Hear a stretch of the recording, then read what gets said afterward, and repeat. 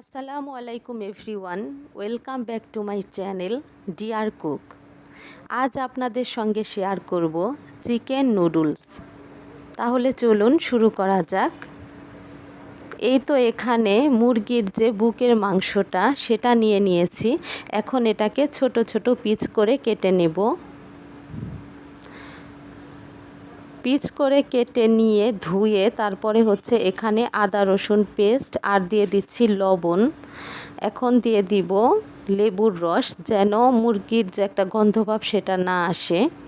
এখন এটাকে ম্যারিনেট করে রেখে দেব 10 মিনিটের জন্য।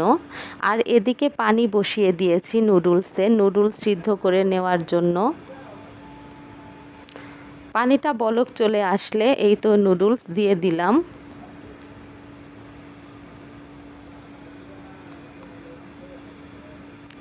সিদ্ধ হয়ে গিয়েছে। এখন আমি এটাকে পানি ঝরিয়ে নেব।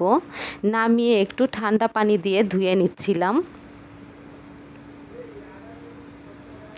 আর এদিকে একটি ডিম নিয়ে নিয়েছি। ডিমটাকে হালকা স্ক্রাম্বল করে নিব, খুব বেশি ছোট ছোট করব না, তাহলে আর নুডলসের মধ্যে দিলে বোঝা যাবে না। আর এই যে এখানে সেই চিকেনটার মধ্যে হলুদ, মরিচ আর ধনিয়া গুঁড়ো নিয়ে আর হাফ চা চামচ পরিমাণ নিয়েছি সয়া সস।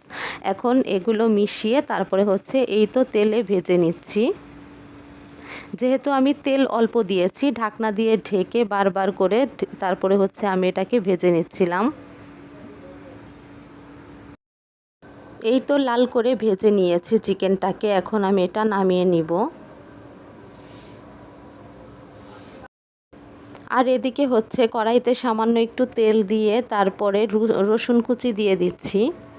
রসুন কুচি দিলে সুন্দর একটি ফ্লেভার আসে। এরপর এখানে পেঁয়াজ মরিচ দিয়ে হালকা একটু ভেজে নিব।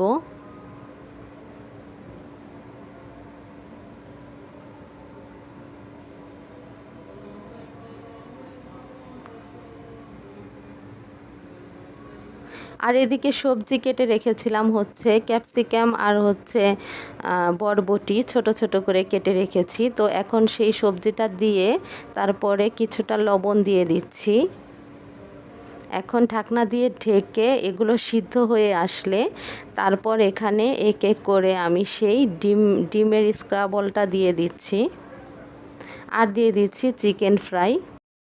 এখন এই সবগুলোকে একসঙ্গে মিক্সড করে নিয়ে তারপরে এখানে সিদ্ধ করে রাখা সেই নুডলসটা দিয়ে দিচ্ছি। যারা আমার ভিডিওটি দেখছেন কিন্তু এখন পর্যন্ত চ্যানেল সাবস্ক্রাইব করেননি, তাদেরকে অনুরোধ করব প্লিজ আমার চ্যানেলটিকে সাবস্ক্রাইব করে দেবেন। আর যারা ফেসবুক থেকে দেখছেন তারা প্লিজ এই পেজটিকে ফলো দিয়ে দিবেন। এই তো এখন এখানে টমেটো সস দিয়ে দিচ্ছি 2 চা চামচ পরিমাণ। এই টমেটো সসটা আমি বাসায় তৈরি করেছি। এর লিংক আমি এই ভিডিওর ডেসক্রিপশন বক্সে দিয়ে দিব, চাইলে আপনারা দেখে নিতে পারেন। আর দিয়েছি 1 চা চামচ পরিমাণ সয়া সস আর লবণ দিয়েছি। লবণটা বুঝে দিতে হবে, কারণ সসেও লবণ আছে। আবার এর আগে চিকেন ফ্রাই আর ভেজিটেবলেও আমরা লবণ দিয়ে দিয়েছিলাম, সেজন্য বুঝে লবণ দিয়ে তারপরে আবারও হালকা একটু নেড়ে চেড়ে নিচ্ছি।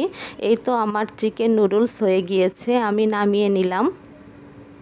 দেখতে কেমন হয়েছে কমেন্ট করে জানাবেন। আর যদি ভালো লাগে তাহলে ভিডিওতে একটি লাইক দিয়ে দিবেন। আর অবশ্যই আমার এই চ্যানেলটিকে সাবস্ক্রাইব করে দিবেন।